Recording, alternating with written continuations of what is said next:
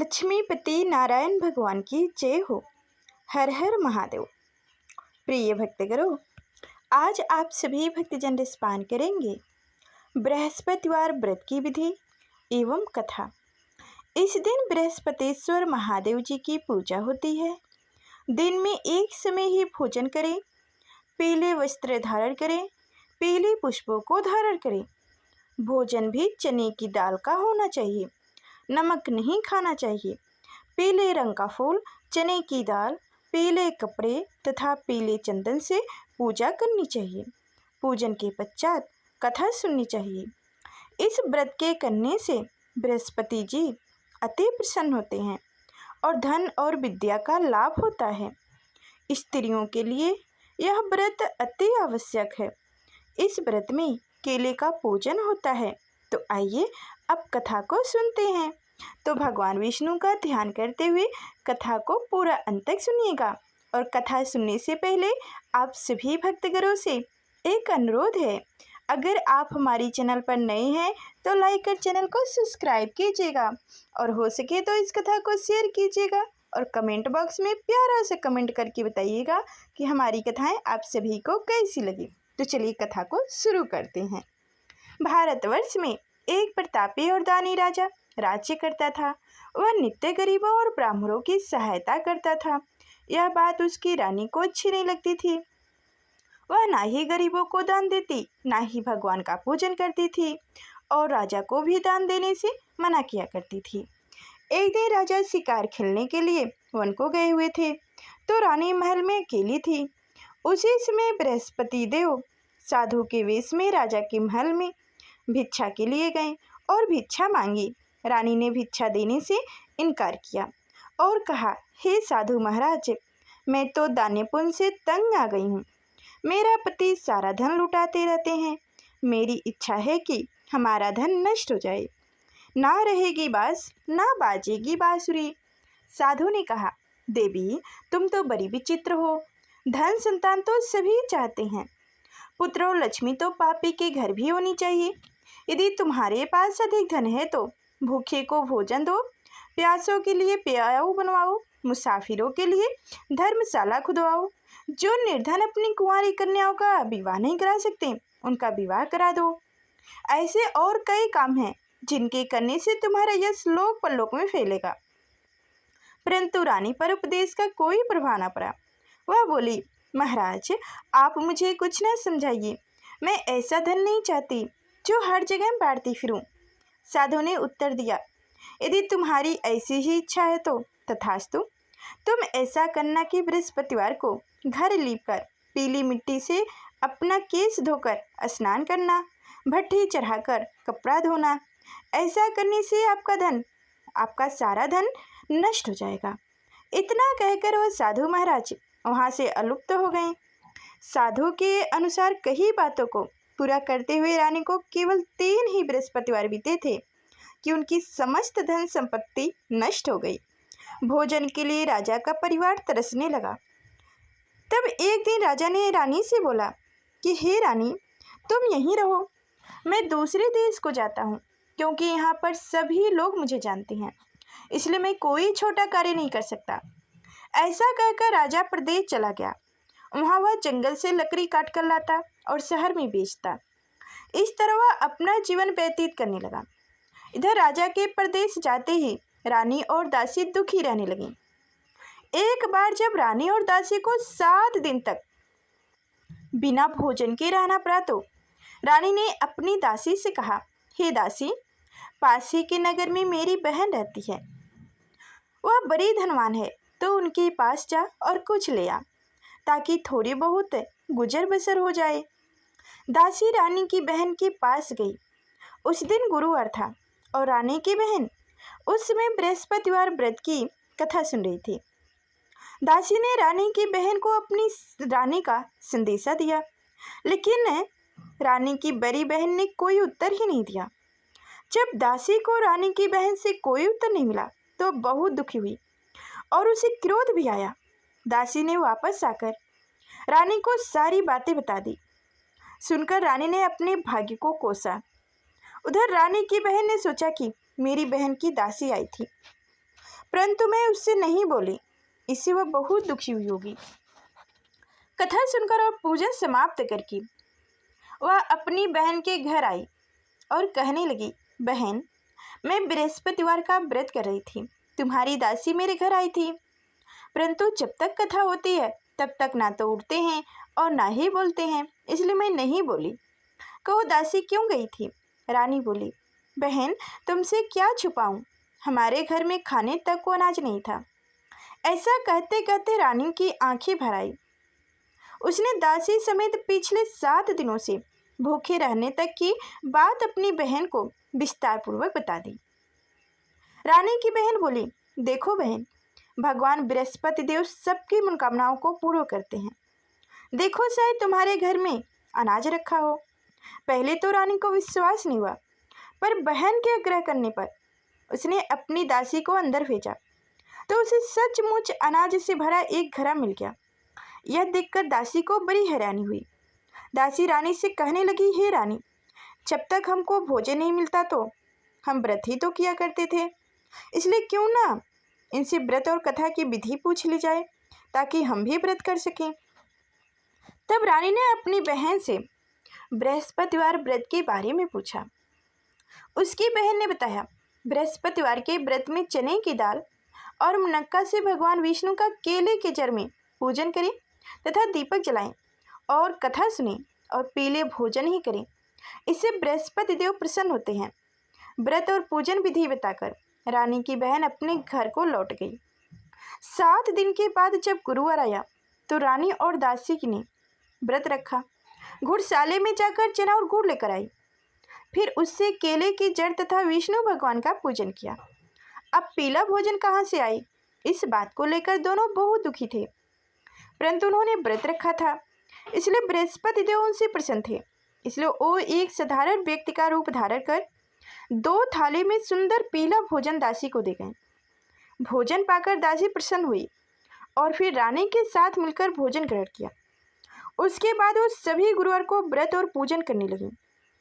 बृहस्पति भगवान की कृपा से उनके पास फिर से धन संपत्ति आ गई, परंतु रानी फिर से पहले की तरह आलस करने लगी। तब दासी बोली, देखो रानी, तुम पहले भी इसी प्रकार आलस करती थी। तुम्हें धन रखने में कष्ट होता था, इस कारण सभी धन नष्ट हो गए, और अब जब भगवान बृहस्पति की कृपा से धन मिला है तो तुम्हें फिर से आलस होता है। रानी को समझाते हुए दासी कहने लगी, बड़ी मुश्किलों के बाद हमने यह धन पाया है, इसलिए हमें दान पुण्य करना चाहिए, भूखे मनुष्यों को भोजन कराना चाहिए और धन को शुभ कार्यों में खर्च करना चाहिए, जिससे तुम्हारे कुल का यश बढ़ेगा, स्वर्ग की प्राप्ति होगी और पितृ प्रसन्न होंगे। दासी की बात मानकर रानी अपना धन शुभ कार्यों में खर्च करने लगी, जिससे पूरे नगर में उनका यश फैलने लगा। उधर एक दिन राजा दुखी होकर जंगल में एक पेड़ के नीचे आसन जमाकर बैठ गया। वह अपनी दशा को याद करके व्याकुल होने लगा। बृहस्पतिवार का दिन था। एकांत उसने देखा कि निर्जन वन में एक साधु प्रकट हुए। वह साधु वेश में स्वयं बृहस्पति देवता थे। लकड़हारे के सामने आकर बोले, हे लकड़हारे, इस सुनसान जंगल में तो चिंतामंग क्यों बैठा है? लकड़हारे ने दोनों हाथ जोड़कर प्रणाम किया और उत्तर दिया, महात्मा जी, आप सब कुछ जानते हैं, मैं क्या कहूँ। यह कहकर रोने लगा और साधु को अपनी आत्मकथा सुनाई। महात्मा जी ने कहा, तुम्हारी स्त्री ने बृहस्पति के दिन बृहस्पति भगवान का निरादर किया है, जिसके कारण रुष्ट होकर उन्होंने तुम्हारी यह दशा कर दी है। अब तुम चिंता को दूर करके मेरे कहने पर चलो तो तुम्हारी सब कष्ट दूर हो जाएंगे और भगवान पहले से भी अधिक संपत्ति देंगे। तुम बृहस्पति के दिन कथा किया करो, 2 पैसे के चना मुनक्का लाकर उसका प्रसाद बनाओ और शुद्ध जल से लोटे में शक्कर मिलाकर अमृत तैयार करो। कथा के पश्चात अपने सारे परिवार और सुनने वाले प्राणियों में अमृत एवं प्रसाद बांटकर आप भी ग्रहण करो। ऐसा करने से भगवान तुम्हारी सब मनोकामनाएं पूरी करेंगे। साधु के ऐसे वचन सुनकर लकड़हारा बोला, हे प्रभु, मुझे लकड़ी बेचकर इतना पैसा नहीं मिलता जिससे भोजन के उपरांत कुछ भी बचा सकूं। मैंने रात्रि में अपनी स्त्री को व्याकुल देखा है मेरे पास कुछ भी नहीं जिससे मैं उसकी खबर मांग सकूं। साधु ने कहा, हे लकड़हारे, तुम किसी बात की चिंता मत करो। बृहस्पति के दिन तुम रोजाना की तरह लकड़ियां लेकर शहर जाओ। तुमको रोज से दुगुना धन प्राप्त होगा, जिससे तुम भली भांति भोजन कर लोगे तथा बृहस्पति देव की पूजा का सामान भी ला लोगे। इतना कहकर साधु अंतर ध्यान हो गए। धीरे धीरे समय व्यतीत होने पर फिर वही बृहस्पतिवार का दिन आया। लकड़हारा जंगल से लकड़ी काटकर किसी शहर में बेचने गया। उसे उस दिन और दिनों से अधिक पैसा मिला। राजा ने चना, गुड़ और आदि लाकर गुरुवार का व्रत किया। उस दिन से उसके सभी कलेश दूर हुए। परंतु जब दोबारा गुरुवार का दिन आया तो बृहस्पतिवार का व्रत करना भूल गया। इस कारण बृहस्पति भगवान नाराज हो गए। उस दिन उस नगर के राजा ने विशाल यज्ञ का आयोजन किया तथा शहर में यह घोषणा करवा दी कि कोई भी मनुष्य अपने घर में भोजन न बनाए, न आग जलवाए।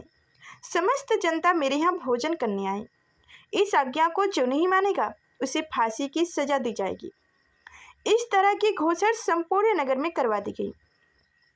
राजा की आज्ञा अनुसार शहर के सभी लोग भोजन करने गए, लेकिन लकड़हारा कुछ देर से पहुंचा, इसलिए राजा उसको अपने साथ घर ले गए और ले जाकर भोजन करा रहे थे।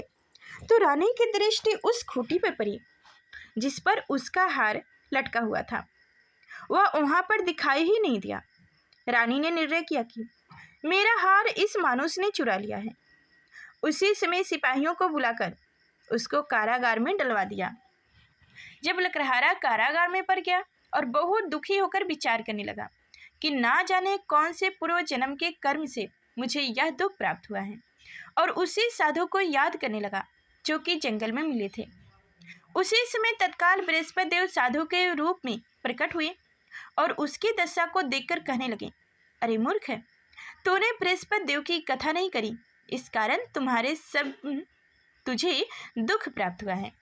अब तुम चिंता मत कर। बृहस्पतिवार के दिन कारागार के दरवाजे पर 4 पैसे पड़े मिलेंगे। उनसे तो बृहस्पति देव की पूजा करना, तेरे सभी कष्ट दूर हो जाएंगे। बृहस्पति के दिन उसे 4 पैसे मिले पड़े। लकड़हारा ने कथा कही।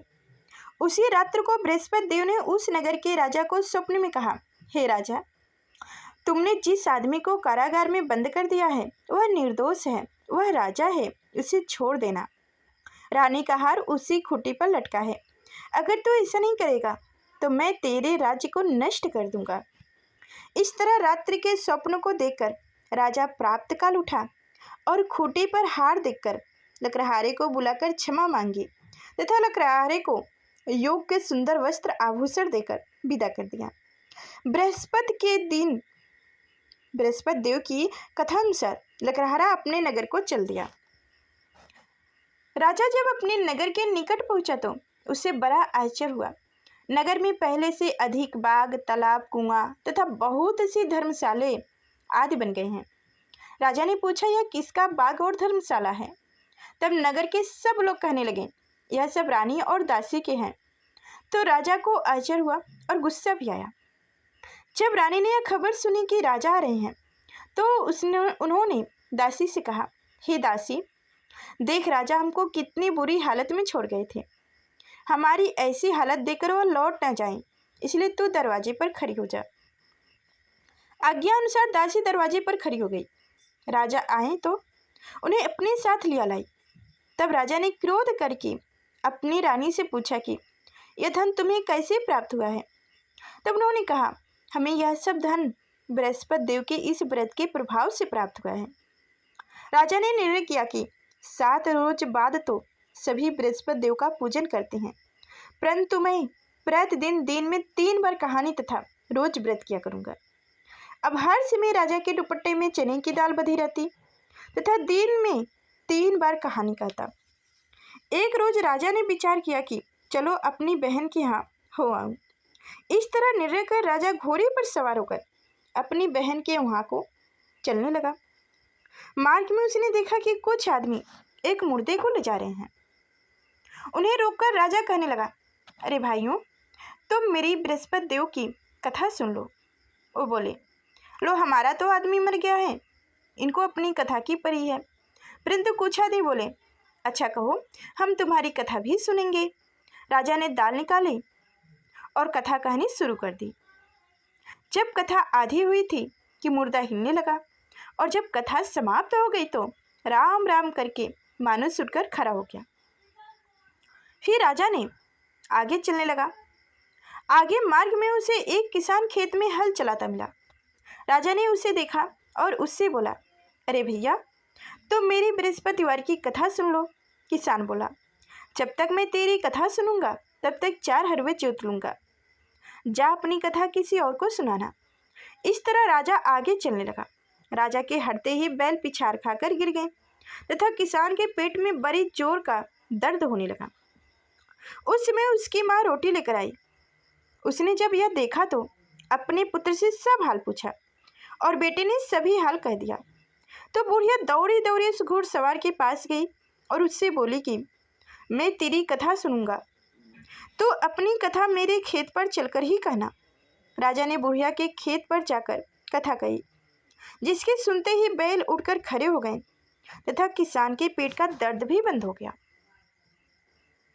फिर राजा आगे चलने लगा। राजा आगे चलकर अपनी बहन के घर पहुंचा। बहन ने भाई की खूब मेहमानी की। दूसरे रोज प्राप्तकार राजा जगा तो वह देखने लगा कि सब लोग भोजन कर रहे हैं। राजा ने अपनी बहन से कहा, बहन, ऐसा कोई मनुष्य है जिसने भोजन न किया हो? मेरी बृहस्पतिवार की कथा सुन ले। बहन बोली, हे भैया, यह देश ऐसा ही है कि पहले यहाँ के लोग भोजन करते हैं, बाद में अन्य कोई काम करते हैं। अगर कोई पड़ोस में हो तो देख आती हूँ।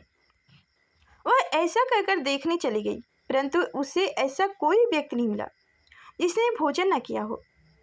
अंत वह एक कुम्हार के घर गई जिसका लड़का बीमार था। उसे मालूम हुआ कि उनके यहाँ 3 रोज से किसी ने भोजन ही नहीं किया है। रानी ने अपने भाई की कथा सुनने के लिए कुम्हार से कहा। वह तैयार हो गई। राजा ने जाकर बृहस्पतिवार की कथा कही, जिसको सुनकर उनका लड़का ठीक हो गया। अब तो राजा की प्रशंसा होने लगी। एक रोज राजा ने अपनी बहन से कहा कि हे बहन, हम अपने भाई घर को जाऊंगा, तुम भी घर को जाने के लिए तैयार हो जाओ। राजा की बहन ने अपनी सास से कहा। सास ने कहा, हाँ चली जा, परंतु अपने लड़कों को मत ले जाना, क्योंकि तेरे भाई के कोई औलाद नहीं है। बहन ने अपने भाई से कहा, हे भैया, मैं तो चलूँगा पर कोई बालक नहीं जाएगा। राजा बोला, जब कोई बालक नहीं चलेगा तब तुम ही क्या करोगी जाकर? बड़ी दुखी मन से राजा अपने नगर को लौट आया।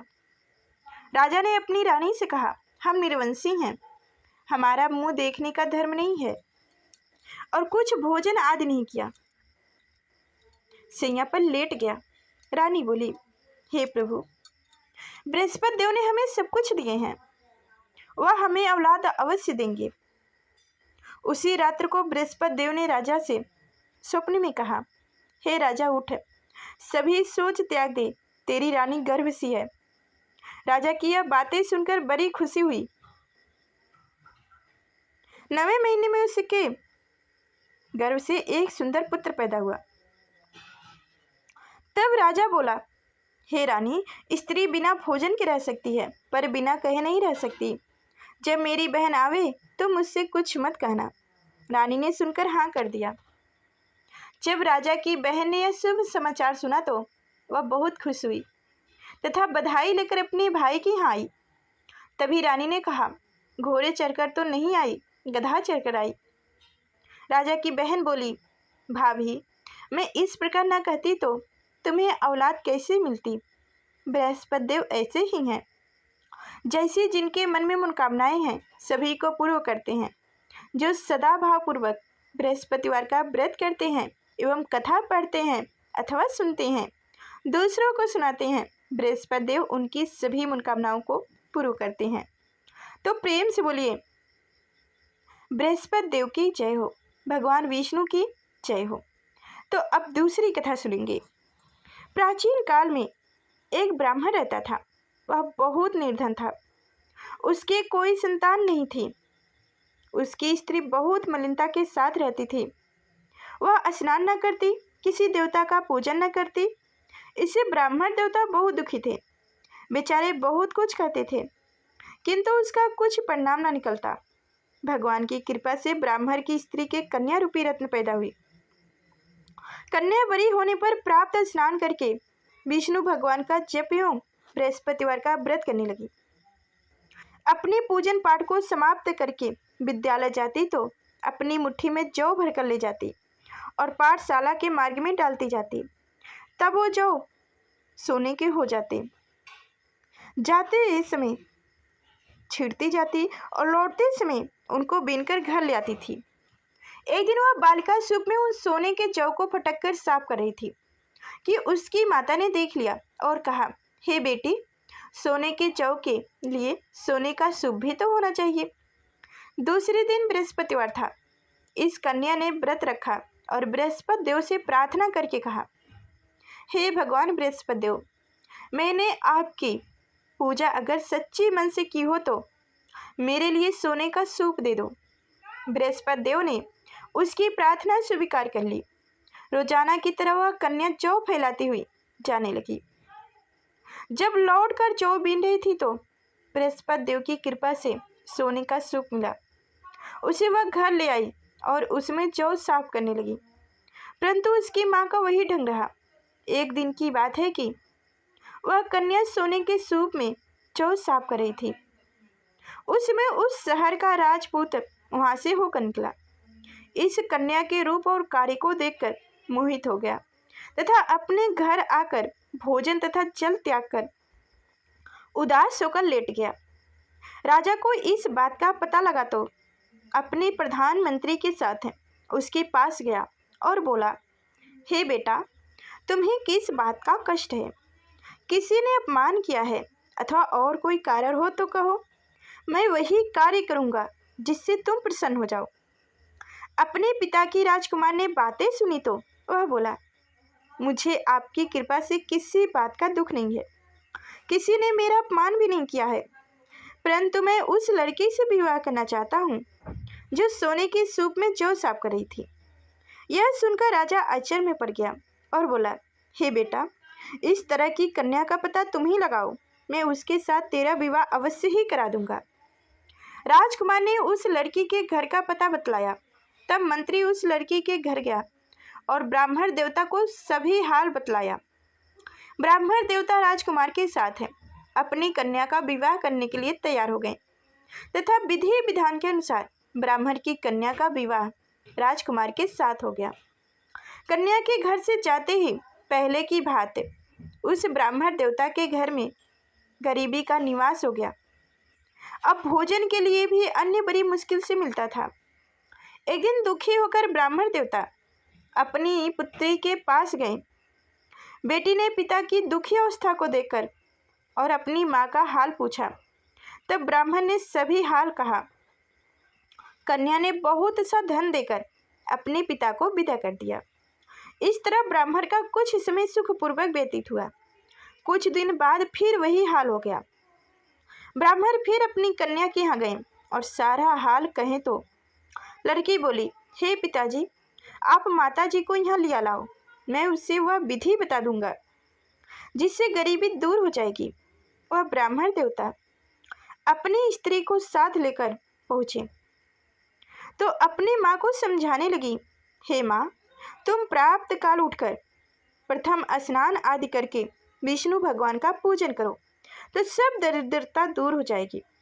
परंतु उसकी माँ ने एक भी बात नहीं मानी और प्राप्त काल उठकर अपनी पुत्री के बच्चों की जूठन को खा लिया। इससे उसकी पुत्री को भी बहुत गुस्सा आया और एक रात को कोठरी से सभी सामानें निकालकर और अपनी माँ को उसमें बंद कर दिया। प्राप्त काल निकालकर तथा स्नान आदि कराकर पूजा पाठ करवाया तो उसकी माँ की बुद्धि ठीक हो गई और अब फिर प्रत्येक बृहस्पतिवार को व्रत रखने लगी। इस व्रत के प्रभाव से उसके माँ बाप बहुत ही धनवान और पुत्रवान हो गए और बृहस्पति जी के प्रभाव से इस लोक के सुख भोगकर स्वर्ग को प्राप्त हुए। तो इस तरह से बृहस्पतिवार व्रत कथा संपन्न हुआ। तो प्रेम से बोलिए विष्णु भगवान की जय हो, बोलिए बृहस्पति देव की जय हो। तो प्रिय भक्तगणों, उम्मीद करती हूँ कि आज की यह कथाएं आप सभी को अच्छी लगी होगी। तो लाइक कर चैनल को सब्सक्राइब करें। फिर मिलते हैं अगले नेक्स्ट वीडियो में, तब तक के लिए धन्यवाद।